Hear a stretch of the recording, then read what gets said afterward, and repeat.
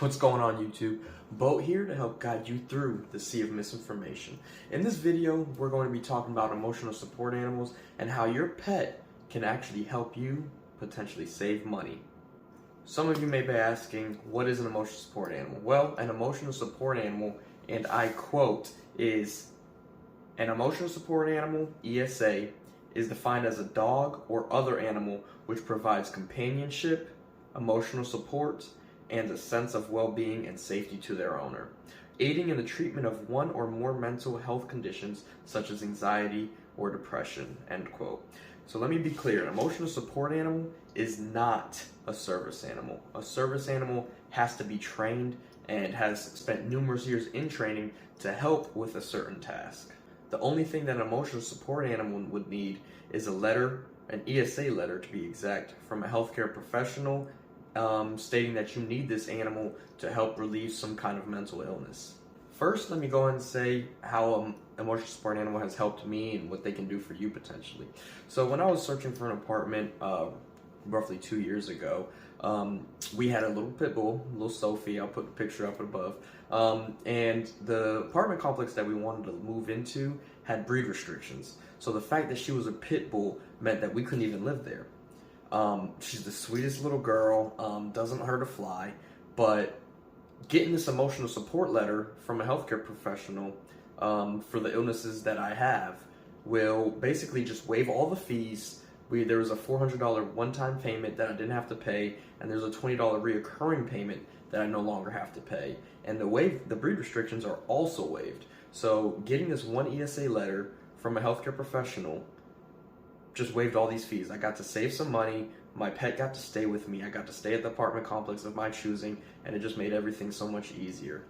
During these past few years, we have all been through a lot, whether it be dealing with COVID, whether it be dealing with supply chain issues and increasing prices, or whether it just be with our dollars being devalued due to inflation. We have all dealt with something and we all have external factors causing stresses.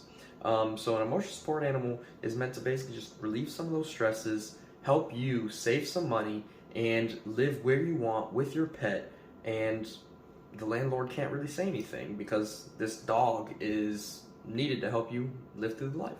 So all you would really need is to be looked at by a healthcare professional. An ESA letter will be granted to you. They'll be put in the ESA registry, and you'll just show this to your landlord, and all fees and breed restrictions should be waived. Granted, there are rules and limitations for each state. I couldn't look up every single state, so do your own research. However, from my experience of North Carolina, it has helped me, and I'm going to make this video basically just to offer some insight and hopefully give you some help, and who knows, save you some money. So the easiest way to get started would be to basically just Google ESA for the certain state that you live in. So I Googled emotional support animal in North Carolina. A bunch of ads came up, a bunch of different links. They all essentially do the same thing. They offer their little goodies. They offer their little, you get a dog certificate saying your dog's an emotional support animal. You can get a leash. They all just vary based on the price and what they can give.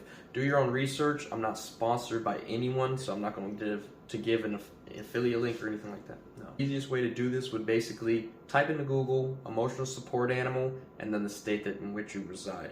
A bunch of links should populate, most of them being ads just offering varying services, but they're almost all the same.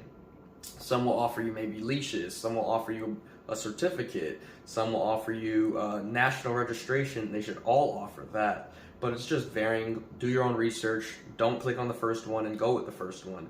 I'm not affiliated with any of them. I'm not going to give any specific links, but yeah, just click on a couple, see what they all have to offer, similarities, differences, and make the best choice. So based on all the research that I've done, they should cost roughly $75 to $150.